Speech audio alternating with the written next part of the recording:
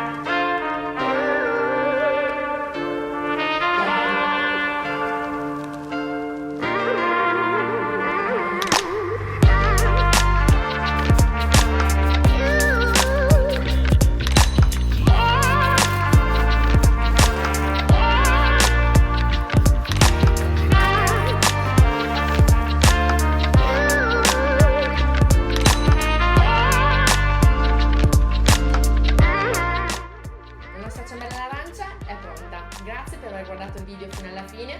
Prova a fare anche tu la ciambella e condividi con noi il tuo risultato. Ciao!